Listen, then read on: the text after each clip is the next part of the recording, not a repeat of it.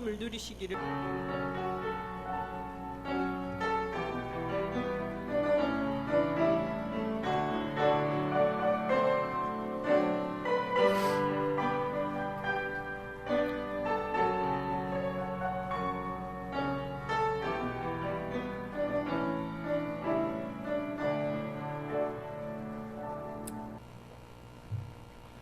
구약성경 호세아서 12장 12절부터 14절 다 같이 함께 봉독합니다.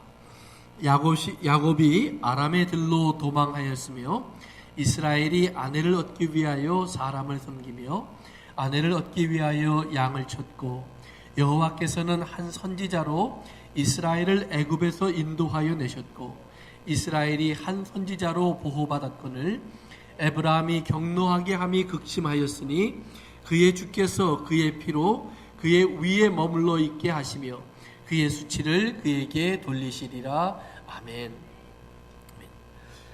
한 3주에 걸쳐서 지금 야곱에 대한 말씀을 중심으로 해서 하나님의 말씀을 우리가 배워가고 있습니다.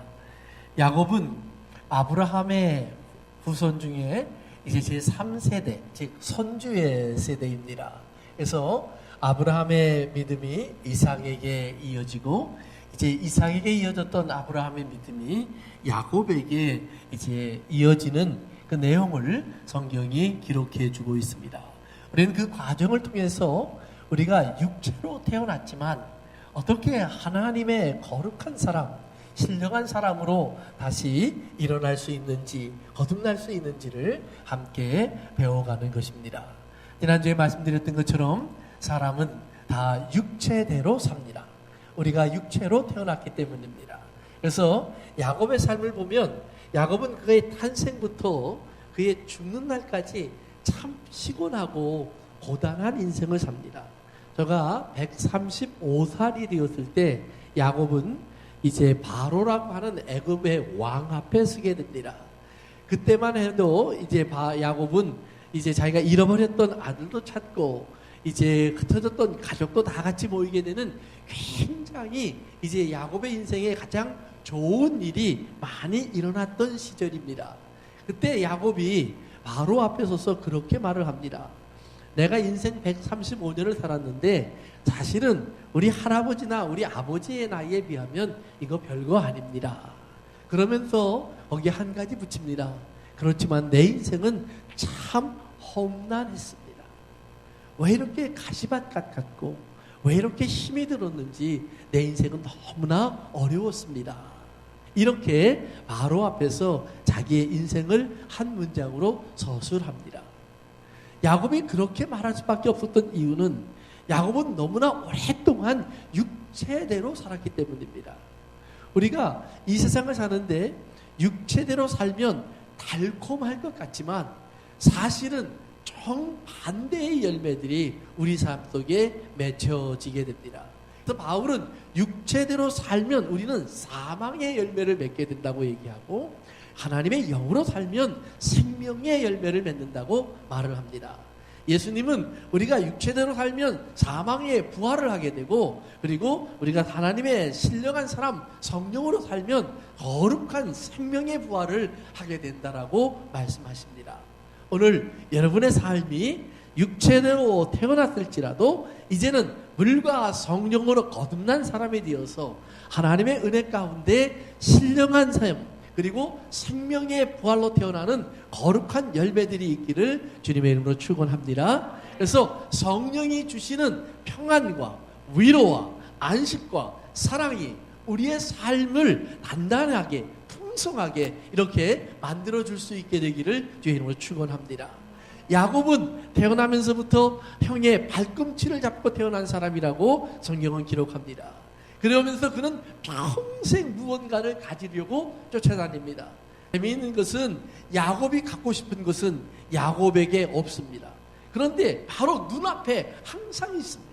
자기의 형이 가지고 있던 멋진 모습 그리고 아버지의 사랑 그리고 장자라는 특권 야곱은 갖고 싶지만 가질 수가 없습니다. 아버지는 눈앞에 있지만 아버지의 사랑은 그에게 오지 않습니다. 아버지의 인정도 그에게 오지 않습니다.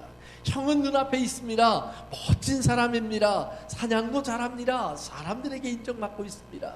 자기도 그렇게 되고 싶지만 그렇게 될 자신이 없고 방법도 갖고 있지 못합니다. 저는 점점 작은 자가 되고 두려워하는 사람이 됩니다. 이제 삼촌 집에 가서 제가 발견한 사랑하는 사람을 얻게 됩니다. 라헬, 너무나 아름답고 너무나 아리따운 사람을 보았습니다. 그는 저와 결혼하고 싶은 마음을 갖게 됩니다. 그때 삼촌이 그에게 한마디를 합니다. 야곱아, 네가 우리 집까지 왔는데 여기서 당분간 살 텐데 살다 보면 당연히 너도 무슨 일을 해야 되지 않겠니? 근데 네가 일을 할 터인데 내가 내 조카라고 거저 부려먹을 수는 없으니까 네가 원하는 게 뭔지를 얘기해라. 그러면 네가 일하면 내가 그 대가로 그만큼을 너에게 주겠다 얘기를 해요. 그랬더니 야곱이 얼른 삼촌에게 대답합니다. 만약 삼촌이 라헬을 내 부인으로 주시면 그러면 내가 7년을 삼촌 집에서 일을 하겠습니다. 한 여자를 얻겠다고 자기의 인생 7년을 삼촌 앞에 주겠다고 약속을 합니다. 그랬더니 삼촌이 또 얼른 그 말을 받아서 그럼 그렇게 하자 그래요. 자기가 얻고 싶은 것이 그 눈앞에 있었습니다. 야곱은 열심히 7년을 일했고 그리고 7년이 지난 후에 드디어 결혼을 할 수 있는 자격을 얻게 됩니다. 라헬을 얻을 줄 알고 결혼식을 마치고 밤에 들어가 이제 합방을 합니다. 그리고 아침에 눈을 떠서 보니까 자기가 기대했던 라헬이 아니라 레아라고 하는 라헬의 언니가 자기 옆에 누워 있습니다. 깜짝 놀랐습니다. 그는 나와서 삼촌에게 왜 나에게 거짓말을 했냐고 항의를 합니다. 그랬더니 삼촌이 뭐라고 얘기를 하냐면 우리나라 법에는 이런 법이 없다. 언니가 있는데 동생을 먼저 시집 보내는 방법이 없다. 그래서 내가 부득불 동생을 내게 주기 위해서 언니를 내게 먼저 준 거니까 네가 그것을 알아야 한다. 라면서 뭐라고 얘기했냐면 네가 7년만 더 일을 하면 그러면 동생도 내게 주리라. 그러니까 야곱이 원해서 일한 7년은 사실은 라헬을 얻으려고 한 겁니다. 그런데 막상 저가 7년이 지난 후에 얻은 것은 라헬이 아니라 레아였습니다. 생각도 하지 않았습니다. 원한 적도 없었습니다. 관심을 둔 적도 없었습니다. 그런데 그가 7년 후에 얻은 것은 레아입니다. 그리고 그는 다시 7년을 약속하고 라헬도 자기의 부인으로 얻게 됩니다. 이렇게 14년 자기가 원하는 것을 얻겠다고 야곱은 종살이를 하게 됩니다. 야곱이 원하는 것 항상 그의 주변에 있었습니다. 그러나 그가 가질 수 있는 것 그렇게 쉽게 얻을 수 있는 것 아무것도 없었습니다. 저를 속이는 자가 있었고 저를 어렵게 하는 자가 있었고 저를 시기와 질투에 불타게 하는 자는 있었지만 저에게 기꺼이 내어주는 사람은 아무도 없었습니다. 결국 야곱은 그것을 얻고자 하여서 죽을 둥 살 둥 이제 발버둥을 칩니다. 형을 2번이나 속였습니다. 아버지를 속였습니다. 그의 어머니에게 저주를 던져버리고 그는 자기가 복을 받겠다고 나섰습니다. 그 결과는 뭐냐 하면 야곱은 형의 원수가 됩니다. 오죽하면 형이 내가 야곱을 죽여버리리라. 빈말이 아니었습니다. 엄마가 들어보니까 가슴이 선뜻합니다. 잘못하면 형이 아우를 죽이는 참혹한 일이 또 한 번 일어나게 생겼습니다. 이제 엄마는 야곱을 도피시키기 시작합니다. 남편에게 이야기를 해서 좋은 핑계를 하나 만듭니다. 애써 내 큰아들이 결혼을 했는데 가나안 사람과 결혼을 했습니다. 그러니까 가나안 사람과 결혼을 한 것을 보니까 내 마음이 편하지 않습니다. 이거 하나님의 약속이 아니지 않습니까? 어떻게 우리 집안에 저런 며느리가 들어옵니까? 이 말을 듣고 이삭이 고개를 끄덕입니다. 어떻게 하면 좋겠는가? 했더니 그러면 야곱을 우리 집으로 보냅시다. 우리 외가로 보내서 거기에서 하나님이 정한 좋은 신분을 얻어서 돌아오게 합시다. 그 말에 이제 아버지도 동의를 하고 야곱을 축복해서 보내줍니다. 사실은 형을 피하여 도망가는 것입니다. 그러나 아버지에게 그는 좋은 포장을 해놓습니다. 사실은 하나님의 뜻을 따라 내가 결혼을 하러 가는 겁니다. 사랑하는 성도 여러분, 우리가 이 세상을 살다 보면 우리는 종종 이럴 때가 많이 있습니다. 내가 원하는 것을 갖고 싶어서 우리는 여러 가지 노력을 합니다. 그래 놓고 뭐라고 얘기하냐면 우리는 결국은 하나님이 주신 것이라고 포장을 합니다. 지난주에 성경 본문에 그런 말씀이 있다고 제가 말씀을 드렸습니다. 이스라엘 사람들이 가나안 땅에 와서 살다가 보니까 이스라엘 사람들이 어떤 사람이 됐냐 하면 다 장사하는 사람이 되었습니다. 그래서 장사하는 사람이 되어서 돈을 많이 벌어서 부자가 되었습니다. 부자가 된 다음에 이 사람들이 무슨 얘기를 하냐 하면 하나님이 내게 복을 주어서 나는 이제 잘 살게 되었고 좋은 집을 갖게 되었고 맛있는 걸 먹게 되었고 좋은 옷을 입게 되었습니다. 누가 내게서 이 복을 뺏어가겠습니까? 하나님이 주신 것들인데 이렇게 말을 합니다. 그랬더니 하나님이 그 다음 성경 구절에서 뭐라고 얘기를 해요? 이스라엘아 너희는 왜 상인이 되었니? 라고 얘기를 하면서 상인으로서 거짓말을 하고 그리고 거짓된 추를 가지고 있다 이렇게 얘기를 합니다. 지난주에 설명해 드렸죠. 추가 겉으로 볼 때는 똑같은 크기 같은데 하나는 단단한 추고 하나는 속이 비었다는 말이에요. 자기 마음에 드는 사람이 오면 단단한 추를 올려놓고 이제 물건을 많이 줍니다. 그러나 어리숙한 사람이 오면 뭐예요? 가벼운 추를 올려놓고 물건을 조금 줍니다. 그러면서 큰 이득을 남기는 거예요. 속이고 거짓말하는 법을 배웠다는 말이에요. 속이고 거짓말을 할 뿐만 아니라 한 걸음 더 나가서 그것을 하나님의 축복이라고 말하는 사람들이 되었다라는 말이에요. 성도 여러분, 우리가 이 땅에 살면서 항상 기억하셔야 합니다.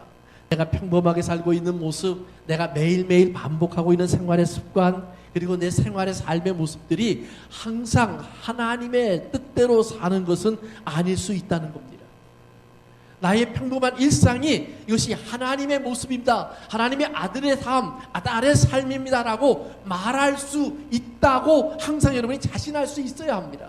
그런데 사실은 우리가 껍질을 벗겨보면 그 안에 다른 마음이 들어와 있다는 말이에요. 세상을 탐하는 마음, 욕심을 갖고 있는 마음, 내가 얻고자 하는 것을 갖고 싶은 마음. 아담과 하와가 에덴 동산에서 시작했던 그 죄악이 끊임없이 우리의 인생에서 반복된다는 말이에요. 신약 성경에 와보면 하나님이 분명하게 경고하는 말씀이 있습니다. 바울을 통해서 부자가 되고 싶은 사람들아 잘 들어라. 너희가 부자가 되고 싶지? 그러면 너희는 쉽게 탐욕의 종이 된다. 쉽게 탐욕의 종이 되면 너희 마음에서 가시덤불이 자라는데 돈은 벌고 있는지 모르지만 너희 마음속에 근심과 걱정과 염려가 끊임없이 일어날 것이다. 만약 여러분의 부여로 인하여 근심과 걱정과 염려와 다툼과 시기와 질투의 문제가 계속해서 발생한다면 그 부여에는 문제가 있다라는 말이에요. 내가 열심히 일해서 벌었는데요. 내가 땀 흘려 수고해서 얻었는데요. 얼마든지 그렇게 얘기할 수 있어요. 삭개오라고 하는 사람이 예수님을 만나기 전까지 그는 굉장히 큰 부여를 얻었습니다. 그 부여를 얻을 때 어떻게 보면 그 삭개오는 참 나쁜 짓을 해서 돈을 버는 거예요. 왜 벌었냐 하면 그는 세금을 컬렉트하는 사람이 되어서 100원짜리 세금을 받으려면 200원을 걷었다는 말이에요. 우리가 볼 때는 나쁜 사람이에요. 그러나 사실 그 당시의 법으로 보면 로마에서 그렇게 하라고 허락을 해준 거예요. 법에서 허락한 거예요.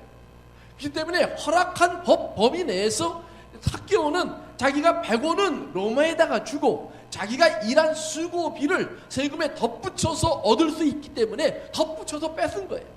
그러나 세금을 내는 사람들의 입장에서 보면 나는 100원만 세금을 내면 되는데 왜 200원을 가져갑니까? 그러는 거예요. 그러니까 내는 사람들의 입장에서 보면 삭개오는 도둑놈이지만 삭개오의 입장에서 보면 그는 땀 흘려 일하는 거예요. 정말 사람들에게 손가락질 받으면서 사람들이 싫어하는 일을 하는 거예요. 그가 지나가면 뒤에서 침을 뱉지만 침을 뱉어라. 그래도 나는 이 가난이 싫어. 나는 돈을 벌고 싶어. 나는 잘 먹고 잘 살아야겠어. 내 자식들에게 부유를 남겨줘야겠어. 나는 큰 집을 사야겠어. 좋은 차를 타야 되겠어. 뭐라고 해도 너희들 세상에서 나를 손가락질해도 아니 내가 잘 먹고 잘 사는 게 중요하지. 사람들이 손가락질하는 게 어때서? 그는 그렇게 살았다는 말이에요. 그러니까 수전노 우리가 말하는 구두대처럼 사는 사람들이 가끔 가다 보면 있습니다. 그 사람들 보면 언뜻 볼 때는 굉장히 짜고 인정도 없고 정말로 사람들에게 너무나 차갑고 이렇게 보여요. 그러나 그 사람의 입장에 들어가서 보면 아닐 수도 있다는 말이에요. 저가 정말로 이렇게 한 푼 한 푼 모아서 그런 자식들을 잘 살게 해주고 싶어요. 그것이 왜 잘못이에요? 자기의 아내에게 좋은 집을 사주고 싶어요. 그것이 무슨 문제가 있어요? 다른 친구들이 보면서 야 너는 밥도 한 번 안 사냐? 너는 맨날 남들이 사주는 것만 얻어먹으면서 너는 그래 남들에게 대접 한 번 안 하니? 이런 소리 듣고 있지만 아니에요. 집에 가보세요. 그는 정말로 집에서 좋은 남편이 되려고 애쓰고 있는 사람일지도 몰라요. 그러니까 우리가 볼 때와 저가 볼 때는 전혀 다르다는 말이에요. 그러니까 삭개오가 세상에서는 손가락질 받는 죄인이지만 그러나 실제로 보면 로마에게는 그는 충성된 일꾼이었고 자기 스스로에게는 자기가 가진 목표를 향해서 열심히 달려가던 사람이에요. 그런데 그 부여 속에 그는 항상 고민이 있다는 말이에요. 일본에 가서 말씀을 전하다가 한 번은 밤늦게 이제 집회를 하게 됐어요. 그래서 물어봤어요. 왜 이렇게 늦게 집회를 합니까? 그랬더니 그분이 뭐라고 그러냐면 우리 교인들 가운데 밤 12시에도 못 올 사람들이 굉장히 많습니다. 그래요. 그래서 무슨 일들을 하시는데 밤 12시에도 못 옵니까? 그랬더니 술집에서 일을 하는 사람들이 많아요. 그 제가 처음에 어떻게 교회에 절고 올까? 그렇게 봤어요. 그런데 그분들을 한 번 가서 보고 두 번 가서 보고 세 번 가서 보니까 저녁에 술 취해서 들어오는 사람이 낮에 만나면 전혀 다른 사람이에요. 그러면서 이제 목사님을 통해서 그들의 사정 얘기를 좀 들었습니다. 이분들이 한국에서 너무 어렵게 살다가 일본으로 돈을 벌러 갔어요. 돈을 벌러 왔더니 자기가 할 수 있는 일이 거의 없어요. 그래서 술집에 나가서 일을 시작했어요. 그래갖고는 거기서 돈을 벌어서 한국에 가난한 자기 친정으로 보내는 거예요. 집으로 보내는 거예요. 그래서 그렇게 동생을 서포트하고 부모를 서포트하고 열심히 후원을 했어요. 그러다가 이제 어느 정도 친정집이 안정이 됐다는 얘기를 듣고 동생이 결혼한다는 소식을 듣고요. 일본에서 한국으로 동생 결혼식에 참석하려고 갔어요. 동생 결혼식에 참석하라고 갔더니 가족들이 자기가 온 걸 보고 깜짝 놀래더라는 거예요. 어떻게 해서든지 사돈집에 이 사람을 안 보여주려고 감추고 숨기더라는 거예요. 일본으로 돌아가 버렸어요. 그리고는 목사님을 붙잡고 울더라는 거예요. 목사님, 내가 정말로 지난 몇 년 동안 나는 정말로 사람처럼 살지 못했습니다. 그리고 내 동생 공부시키고 내 친정집 정말로 어떻게 해서든지 정말 좋은 집에서 살 수 있도록 집 사주고 동생들 또 결혼할 수 있도록 결혼자금 대주고 내가 최선을 다했는데 결국 내가 이번에 가보니까 아무도 나를 환영해 주지 않아요. 나를 이제는 부끄러워해요. 그러면서 하는 말이 이제는 돈 안 보내줘도 된다. 나는 이제 어디로 갈까요, 목사님? 어떻게 보면 그렇게 산 한 여자를 우리는 잘못 살았다라고 얘기를 합니다. 그것밖에 길이 없었을까라고 얘기합니다. 그런데 사실은 한꺼풀 벗겨보면 그게 아니잖아요. 이 사람들 통해서 잘 살게 된 거예요. 그런데 내가 필요할 때는 아무 소리 않고 있다가 이제 내가 좀 안정되니까 부끄러운 걸 잘라내려고 하고 숨겨버리려고 한다라는 말. 이것이 물질이고 이것이 세상이고 이것이 사람이에요. 오늘 이 세상을 살고 있는 너무나 많은 사람들이 이렇게 살고 있어요. 오늘 이 세상을 살고 있는 너무나 많은 사람이 똑같은 가치관을 갖고 살고 있어요. 우리가 세상에서 자기가 온갖 잘못된 일을 다 하고도 우리는 교회에 와서 우리는 인정받으려고 해요.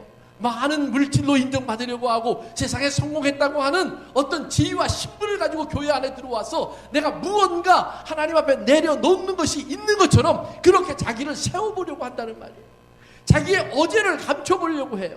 오늘 꼭 기억하세요. 우리의 어제를 하나님은 기억하고 계세요.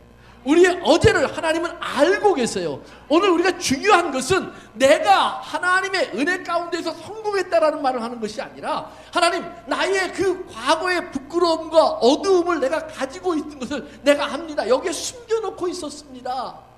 하나님 이제 세상에서는 이것을 드러내면 부끄럽고 수치스러워서 아무도 알려고 하지 않지만 하나님은 뭐예요? 이걸 다 부끄럽고 수치스러움을 꺼내놓으니까 하나님은 그것을 다 걷어내셨어. 씻어내셨어. 깨끗하게 하셔서 그래서 우리를 정결하게 해놓으시더란 말이에요.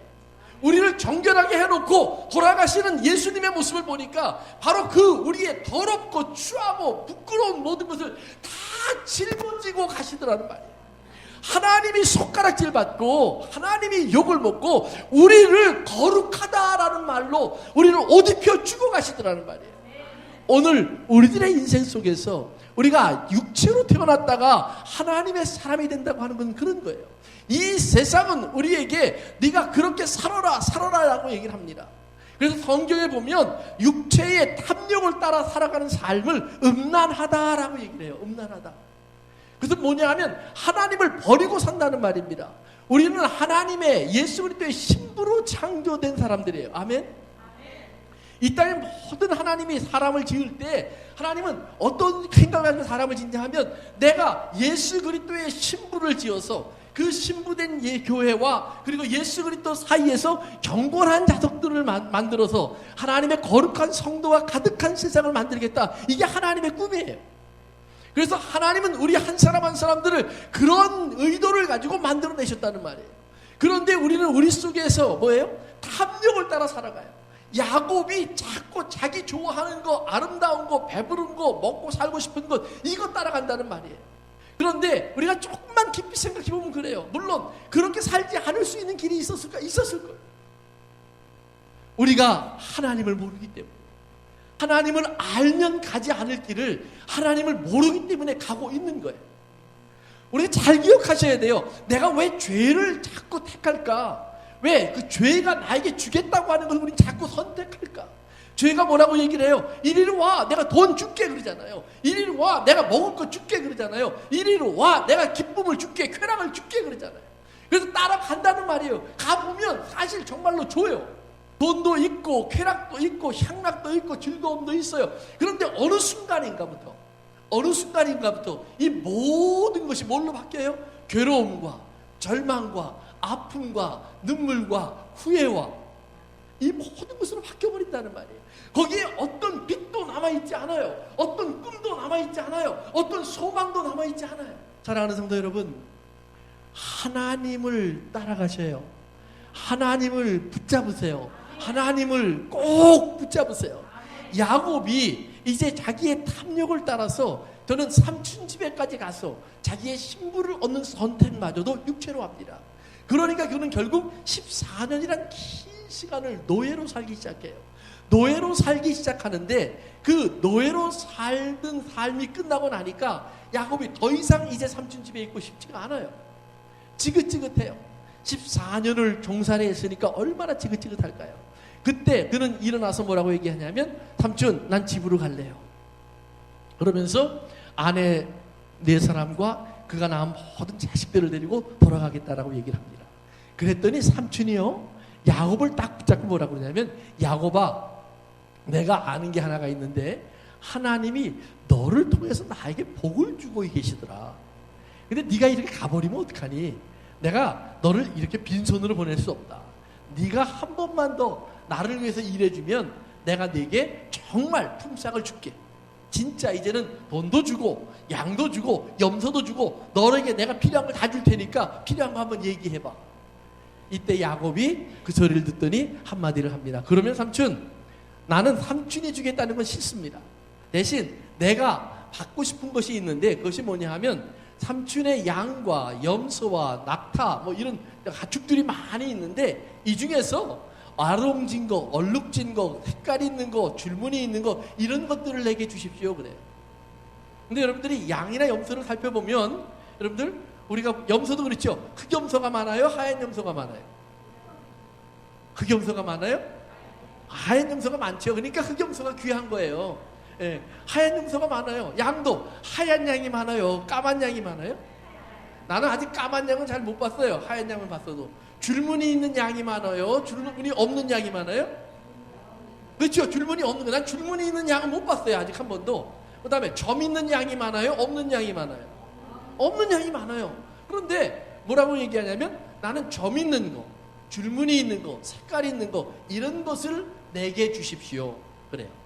그런데 그 내게 달라고 하면서 뭐라고 하냐면 대신 지금 여기 눈앞에 있는 것 중에서 줄무늬 있고 색깔 있고 점 있고 이런 것들은 삼촌이 가지고 다 가십시오. 멀리 가십시오.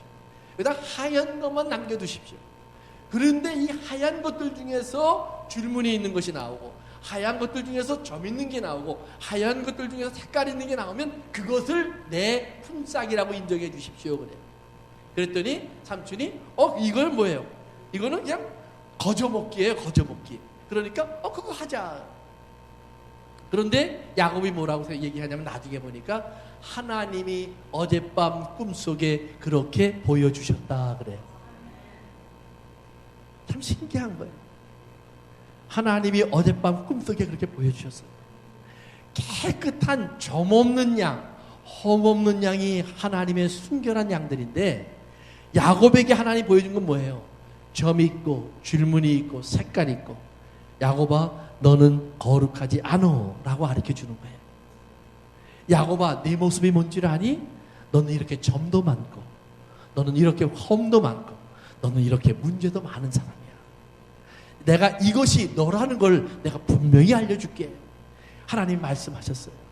야곱은 그것을 그저 받는 데만 재미를 드리는 거예요. 그러니까 돈이, 물질이 여러분 성경에 보면 불의한 재물 그래요. 그러니까 돈이 우리에게 들어와서 내 주머니에 있을 때 여러분들이 부자다라고 얘기하지 마세요. 이 돈을 내가 지혜롭게 쓸 수 있는 사람이 되면 진정한 하늘나라의 부자가 돼요. 갖고 있는 사람은 진짜 부자 아니에요. 갖고 있는 사람은 불의한 거예요. 그런데 이 불의한 것을 지혜롭게 쓸 수 있는 지혜가 필요해요. 이 불의한 걸 잘 쓰고 나면 누가복음 10장에 뭐라고 되냐면 불의한 재물을 잘 쓰면 친구가 생겨요. 어떤 친구가 생기냐면 영원히 나를 품어줄 수 있는 친구가 생겨요. 영원히 나를 집에서 같이 살겠다고 하는 친구가 생겨요. 나에게 영원한 생명을 주는 친구가 생겨요. 나에게 영원한 영광을 주는 친구가 생겨요. 그런데 이 물질을 잘못 쓰고 나면 뭐예요? 하나님이 나는 너를 도무지 알지 못한다 그래요. 오히려 너는 내게 먹을 것도 주지 않고 마실 것도 주지 않았다. 오히려 나를 책망하세요. 오늘 여러분의 삶 속에 지혜가 주어지기를 주님의 이름으로 축원합니다. 그래서 부여로운 사람이 돼야 돼요. 그러니까 야곱이 얼른 그렇게 하자고 얘기하고 삼촌도 얼른 해요. 그러니까 뭐예요? 그놈이에요. 뭐 삼촌이라고 더 나쁜 놈이고 야곱이라고 더 좋은 사람 아니에요. 예수 믿으나 안 믿으나 돈에 눈이 어두워지고 탐욕에 눈이 어두워지고 세상에 눈이 어두워지면 똑같아요. 교회 나온다고 다른 거 아무것도 없어요. 그런데 한 가지 더 야곱처럼 뭐라고 그래요? 하나님까지 이용해서 보고 이렇게 내가 11조 하면 하나님 복을 줄 거야. 내가 감사하면 하나님께서 더 큰 은혜를 주실 거야. 그러니까 하나님하고 항상 뭐예요? 돈 놓고 돈 먹기 해요. 가끔 가다 보면 그게 또 통해요. 아니 11조를 드렸더니요 여러분 부자가 됐어요. 감사를 드렸더니요 오늘 내가 100원을 벌어서 감사를 드렸더니 10,000원이 생겼어요. 이런 일들이 벌어지기도 한다는 말이에요. 간증을 들어보면요 맨 그런 얘기예요. 여러분 들어보세요. 간증을 하는데 제가 11조 생활을 했거든요. 빚을 내서라도 11조 드렸습니다. 그랬더니 제가요 빚이 너무 많아져서는 파산을 했습니다. 이런 사람 간증 들어봤어요? 없죠? 내가 정말로 가난하고 사업이 다 망하고 막 무너졌는데 가만히 기도하다 생각해 보니까 내가 하나님께 11조를 띄어먹었더라고. 그래서 내가 마지막 남은 돈을 다 모아서 하나님께 11조를 띄어먹은 걸 다 갚았더니 하나님이 길을 열어주기 시작하시는데 그냥 어떤 사람을 만나게 하시더니 사업을 시작하게 하시더니 하나님의 그 사업이 잘 되게 하시더니 돈이 들어오기 시작하는데 엄청나게 들어왔다. 사랑하는 성도 여러분, 좀 shame on you, 세상이 말하는 부끄러운 줄 알아야 돼요. 왜 하나님을 거기에 갖다 내려버리세요? 하나님 뭐라고 그랬냐면 세상에 있는 물질을 가지고 하늘나라의 곳간에 쌓는 사람이 되어라 그랬어요. 하늘나라의 곳간. 여러분 어떻게 하면 하늘나라 곳간에 쌓여져요? 여러분이 믿음으로 한 일, 하나님의 말씀을 따라 사랑으로 한 일, 하나님의 명령을 따라 선한 순종으로 한 일, 그것이 쌓여지는 거예요. 그러니까 성경이 이렇게 돼 있어요. 가난한 사람들에게 구제하여 하늘나라에서 없어지지 않는 보물 주머니를 하나씩 만들어라 그랬어요. 이게 하나님 말씀이에요. 네가 가난한 사람들에게 도와주는 것은 내가 너에게 빚지는 것이다. 하나님이 말씀하셨어요. 하나님은 이렇게 말씀하니까 다른 말로 말하면 뭐예요? 너희가 자비와 긍휼과 인자로 대하라라는 말이에요. 공평과 정의로 사람을 대해주라라는 말이에요. 너희가 대접받은 대로 남을 대접하는 것이 공평이고 너희가 용서받은 대로 남을 용서하는 것이 정의라고 그랬어요. 그러니까 하나님의 공의와 공평과 정의를 따라서 자비와 긍휼을 따라서 하나님의 사람의 삶을 살면 하나님 나라에 그것이 다 기억된다는 거예요. 예수님이 이 땅에 오셔 심판하실 때 뭐라고 그래요? 야, 너는 왜 나에게 이렇게 좋은 일을 많이 했니? 그래요. 근데 이 사람들이 뭐라고 그러냐면 나는 한 기억이 없는데요. 기억하면서 요건 하나님이 기뻐하실 거야. 이러고 한 일은 하나님이 기억 안 하신다는 말이에요. 왜냐하면 하나님이 기뻐하실 거야 라고 나팔 불었기 때문에. 하나님은 나팔 불 때 나의 이름 안 좋아하세요. 하나님이 나팔 불 때 내 이름이 기억되셔야죠. 내가 나팔 불 때 하나님이 기억하실 거다. 아니에요. 성경 그렇지 않아요. 우리가 우리의 삶 속에서 정말 하나님이 기뻐하시는 일이 무엇일까를 잘 생각해야 돼요. 그래서 삼촌 라반과 야곱은 이제 딜을 한 거예요. 그리고 나서 시작되는데 야곱이 뭐냐면 하나님의 그 약속을 했음에도 불구하고 가만히 생각하니까 불안해요. 하얀 양이 하얀 양을 낳지 까만 양을 낳을 것 같지가 않아요. 점 없는 양들이 점 없는 양을 낳지 점 있는 걸 낳을 것 같지 않아요. 그러니까 어떻게 하면 그렇게 될까? 그랬더니 연상의 법칙. 옛날에 우리나라에 한참 유행했던 교회 안에 그 축복을 받는 기도에 가리킬 때요. 그런 기도 가리킨 적들이 있어요. 그게 뭐냐면 네가 받고 싶은 복을 뭐예요? 구체적으로 그려라. 구체적으로 그려. 그래갖고 그걸 매일 생각하는 거예요. 생각하면서 하나님께 구체적으로 기도해야 하나님도 구체적으로 응답하신다. 성경에 없어요. 그런 말. 성경에는 뭐라고 되어 있냐면 내가 생각하지 않았던 복을 주세요. 내가 기대하지 않았던 은혜를 주세요. 근데 그것은 하나님의 말씀으로 성령 안에서 깨달아지면 은혜가 돼요. 십자가가 은혜가 되는 것은 여러분 절대로 눈으로 봐서 안 돼요. 머리로 굴려서 안 돼요. 또 여러분들이 계산서를 올려봐서 안 돼요. 그런데 십자가의 은혜가 성령으로 말미암아 그 지옥에 떨어질 나의 운명을 바꾼 하나님의 사랑인 걸 깨닫게 되면 그러면 여러분 이거 돈으로 바꿀 수 없잖아요.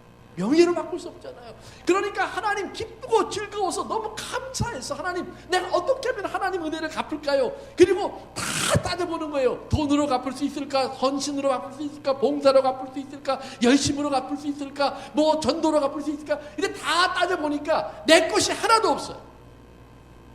내 것이 하나도 없으니 내가 무엇으로 하나님께 갚으리요?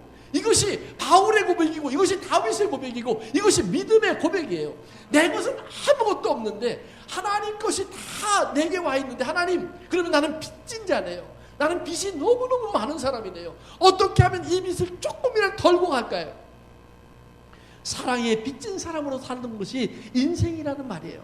오늘 여러분들이 예수 그리스도 안에서 이 큰 사랑의 빛이 발견될 수 있게 되기를 예수님의 이름으로 축원합니다. 그 사랑이 발견되줘야 돼요. 그래서 나를 좀 감동시켜서 어떻게 하면이에요. 어떻게 하면.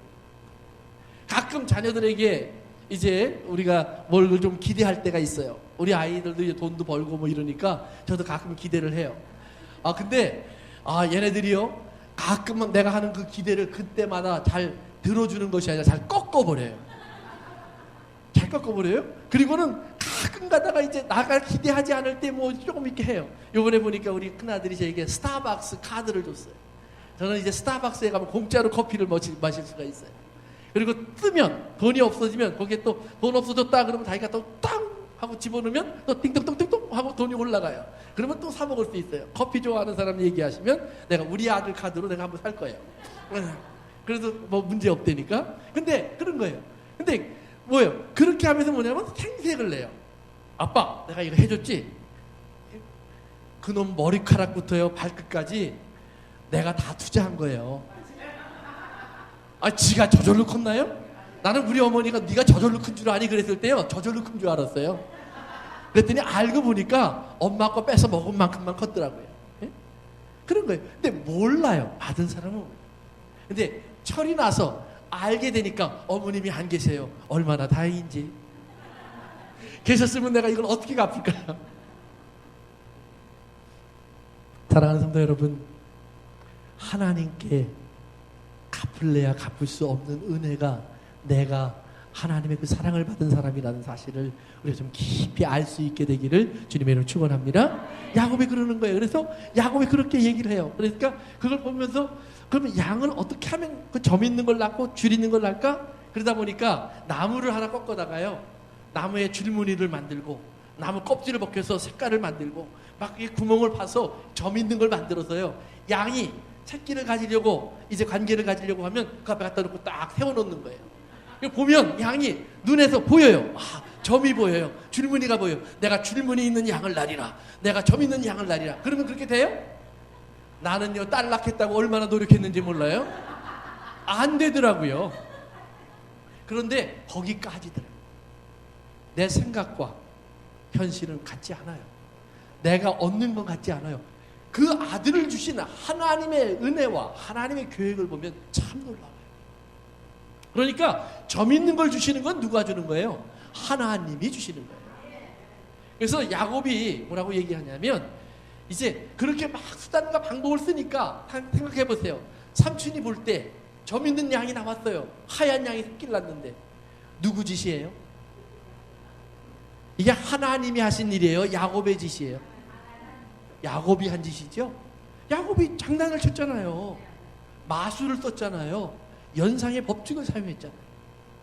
성도 여러분, 하나님이 나를 축복하셨다는 사실을 보여주길 원한다면 다른 사람들이 나를 보면서 하나님이 너와 함께 하시는도다 라고 말해야 돼요.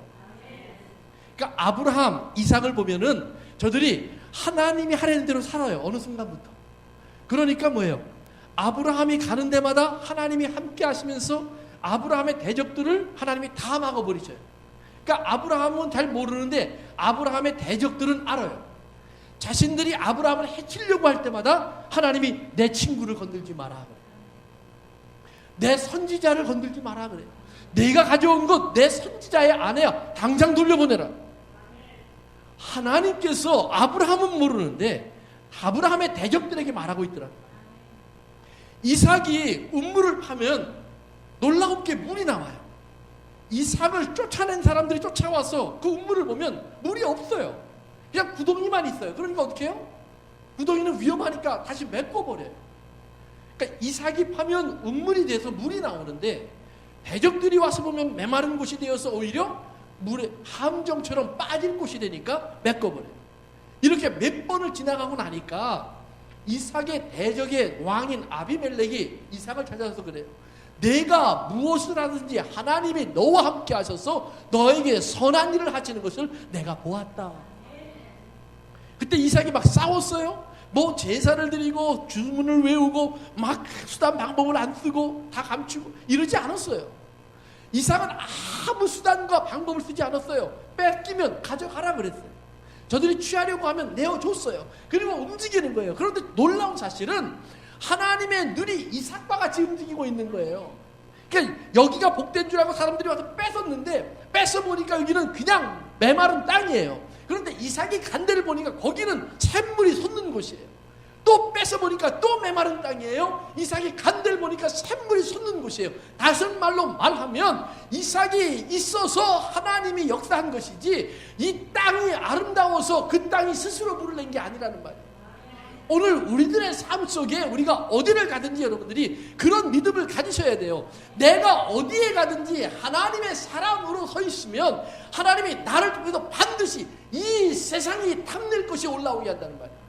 그것이 뭐냐 하면 감옥에 갇혀있는 내게서 나오는 찬송이에요. 가난 속에 있는 내게서 나오는 눈물의 감사예요.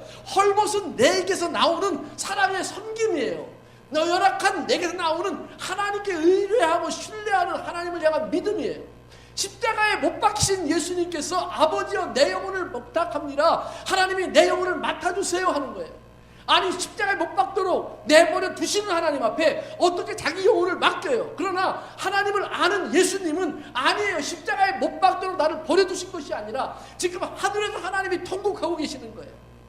탄식하고 계시는 거예요. 또 한편으로는 고마워하고 계시는 거예요. 기뻐하고 계시는 거예요. 이제 너로 인하여 잃어버린 내 자식을 찾게 되었구나.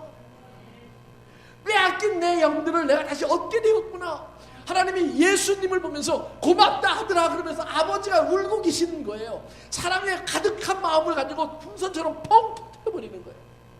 사랑하는 성도 여러분, 오늘 우리들의 삶 속에서 하나님이 보여야 돼요. 하나님의 선하심이 보여야 돼요. 저 사람의 저 삶 속에 저렇게 당하고 저렇게 얼거매이고 저렇게 억울함을 당하는데 왜 저 사람의 얼굴에 기쁨이 있을까? 왜 스데반이 돌을 맞는데 천사처럼 되었을까라는 말이에요. 그러니까 던지는 사람들은 뭐예요? 악마처럼 보였다는 말이에요. 자기들이 자기 옆 사람 보기가 얼마나 두렵겠어요. 오늘 스데반을 향해 돌을 던지는 사람들을 보세요. 내일은 나한테 안 던질까요? 뭐 한국의 대통령이 잘했다는 말을 드리는 건 아니에요. 요즘은 뭐 다 여러분 뭐 한국 사람들이니까 맨날 뉴스 보시겠죠. 지금 대통령 물러가라고 많은 데모를 해요. 맞아요. 대통령이 그 정도 잘못을 했으면 물러가는 게 맞는 것 같아요. 제 생각에도. 그러나 우리가 조심해야 될 게 있어요.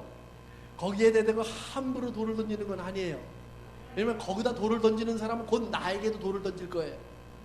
왜냐면 똑같은 기준이니까. 오늘 그 앞에 나가서 지금 많은 정치인들이 다음에 대통령 되고 싶은 사람들이 같이 외치고 있어요. 저런 사람에게 돌을 던져라, 저런 사람에게 돌을 던져라 그래요. 생각해 보세요. 우리나라 이승만 대통령, 그 다음에 윤보선 대통령, 박정희 대통령, 김영삼 대통령, 김대중 대통령, 전두환 대통령, 노태우 대통령, 노무현 대통령, 그리고 박근혜 대통령 9번째 대통령이에요. 그 중에 한 사람도 정말 깨끗하다라는 소리를 들은 사람이 있는지, 다 쫓겨나거나 감옥 가거나 총에 맞아 죽거나 지금 그만두라는 소리를 듣고 있잖아요. 자기 아들들이 감옥을 가거나 아니면 자기가 감옥을 가거나 다 그랬잖아요. 왜요? 다 부정부패를 저질렀다는 말이에요.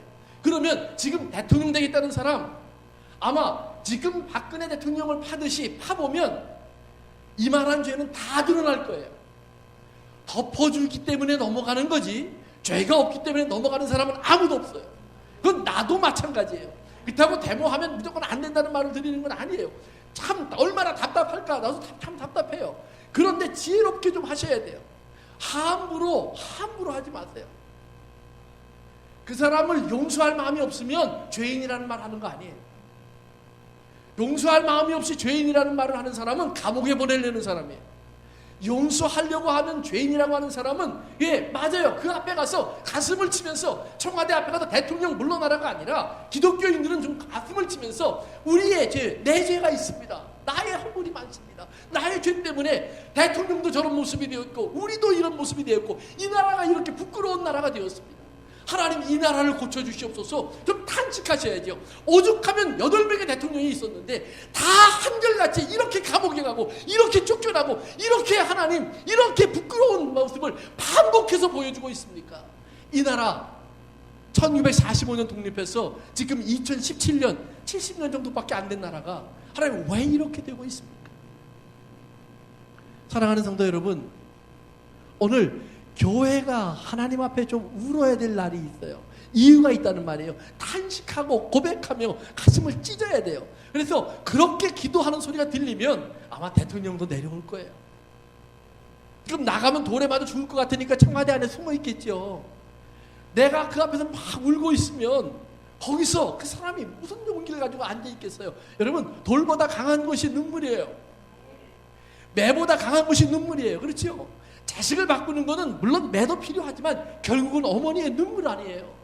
그 기도가 그 탄식의 그 간절함이 바꾸잖아요. 인생을.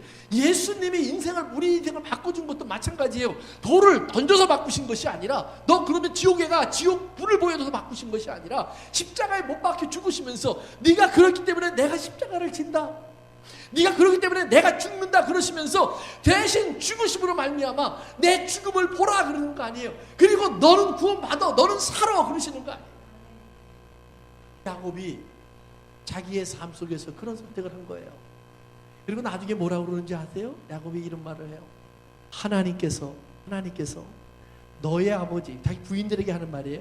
너의 아버지는 나를 해하려고 했지만 하나님께서 나를 지키사 보호하사 나를 해치지 못하게 했다. 이 말만 하고 오늘은 마칩시다. 벌써 시간이 많이 갔네요. 생각해 듭니다. 그래서 그 하나님이 나를 보호하사 나를 해치지 못하게 하셨다라는 말이 나오는데, 거기서 보호하사라는 말이 뭐냐면 주다, 기브라는 말이 나단. 그래서 요나단 그러면 하나님의 선물, 요한 하나님의 선물이란 말이죠. 그러니까 하나님의 선물, 하나님이 그 아버지에게 선물을 줬어요. 선물을 주어서 나를 해치지 못하게 하셨다는 말이에요. 그 말이 뭐냐 하면, 하나님께서 그 야곱을 해치려는 마음을 가지면 나단이, 그 라반이 영어 성경에 보면 suffered 그랬거든요. 고통스러운 일이 생겨요. 그러니까 야곱을 해치려고 하는데 고통스러운 일이 하나님의 선물로 그에게 주어지는 거예요. 그러니까 자기가 안 주려고 하는 것마다 다 그렇게 생겨요. 그러니까 줄무늬 있는 것 안 줘야지 그러면 줄무늬 있는 것만 나와요. 점 있는 거 안 줘야지 그러면 점 있는 것만 나와요. 차라리 라반이 그래 네 마음대로 해. 네가 갖고 싶은 거 다 가져가. 아이 뭘 그 점 있는 거 나오길 기다리니, 뭐 줄무늬 있는 거 나오길 기다리니, 지난 14년 너 너무 고생했잖아. 내가 내 양떼의 절반 잘라주마. 이렇게 말을 했으면 아마 라반도 복을 받고 야곱도 괜찮았을 거예요. 그런데 안 주려고 하니까 이상하게 안 주려고 하는 것만 야곱에게 자꾸 섞여요. 나중에 야곱이 그 모든 것으로 인해서 큰 부자가 돼버려요. 삼촌은 여전히 그대로인데 야곱에게 모든 것이 다 넘어갔어요. 야곱이 뭐라고 그러는지 아세요? 하나님이 이 모든 것을 너의 아버지에게서 빼앗아서 내게 주었다. 그런데 여러분, 하나님은 그 말을 가장 싫어하셨을 거예요. 가장 맞는 말 같은데 야곱은 하나님의 뜻을 다 가려버렸기 때문에 오늘 하나님은 이 세상에서요 정말 죄인을 용서하시는 하나님이 되고 싶으셔요. 근데 문제는 뭐냐 하면 너무나 많은 하나님의 사람들이요 세상에서 나가서 죄 짓고요, 사람들에게 나쁜 짓 하고요, 교회에 와서 뭐라고 그러냐면 하나님 잘못했어요 그래요. 그리고 나가서 뭐라고 그래요? 나 용서받았다 그래요. 세상이 그런 하나님을 손가락질하고 있습니다. 너무나 중요한 일이에요. 야곱의 삶은 자기가 원하는 걸 얻기 위해서 수단과 방법을 가리지 않고 다 얻더니 뭐라고 그러냐면 하나님이 내게 빼앗아 주셨다 그렇게 얘기하는 거예요. 그런 하나님이라면 라반이 믿고 싶겠어요? 에서가 그 하나님을 두려워하고 싶겠어요? 예수 안 믿는 여러분의 친구들이 그걸 보면서 그런 하나님이라면 내가 믿어야지 그러고 싶겠어요? 아니요. 나도 그런 하나님을 믿고 싶지 않아요. 여러분이 정말 죄인인 걸 깨달았으면 삭개오가, 다시 삭개오 얘기로 돌아갑니다. 하나님이 그를 만나주시는 순간 그가 자기 것을 이렇게 쭉 바라보더니 자기의 모든 부여 속에 눈물과 탄식과 원망과 불평과 저주와 증오가 가득 차 있는 걸 봐요. 똑같은 돈인데 그게 꽉 차 있다는 말이에요. 그 순간에 삭개오 결정을 하는 거예요. 내가 이 절반을 잘라서 다 저들에게 돌려주리라. 가난한 자들에게 다 나누어 주리라. 그 순간에 뭐예요? 그 절반이 뭘로 가득 차요? 감사와 기쁨과 즐거움으로 가득 차요. 내가 남의 것을 빼앗아온 것이 있으면 4배로 갚아주리라. 빼앗겼던 사람들의 입에서 하나님은 살아계시구나, 하나님은 공평하시구나, 하나님을 찬송하는 소리가 들려지기 시작해요. 사랑하는 성도 여러분, 야곱이 자기의 입에 달고 있는 하나님은 하나님이 진짜 되고 싶은 하나님이 아닙니다. 물론 하나님은 맞지만 내가 그렇게 널 키웠니? 그러실 거예요. 내가 그러라고 널 불렀니? 그러라고 너를 세웠니? 그러실 거예요. 오늘 우리가 이 세상에 나가서 보여줘야 될 하나님은 오늘 삭개오가 자기의 재산 절반에서 하나님을 찬송하게 만들고 남에게서 빼앗아왔던 모든 것 속에서 하나님의 살아계심을 증거했던 것처럼 우리의 삶 속에서 하나님이 보여지게 될 때 진정한 하나님이 드러날 줄로 믿습니다. 오늘 우리의 삶이 하나님을 드러내는 삶으로 변화될 수 있기를 주의 이름으로 축원합니다. 기도합니다. 오늘 우리가 잠깐 우리에게 스스로 질문해 보세요. 나는 육체로 살고 있는 사람이 아닌가? 나는 하나님을 믿는다고 하면서도 이 세상에 나가서 우리가 세상과 똑같이 살면서도 교회에 들어왔기 때문에 하나님의 사람이라고 말하고 있지는 않은가? 정말 하나님이 하나님의 모습으로 나타날 수 있는 하나님의 사람다움이 내게 있는가? 한번 찾아보세요. 그리고 그것이 없다면 하나님 오늘 나를 바꾸셔요. 하나님의 사람답게 나를 바꾸세요.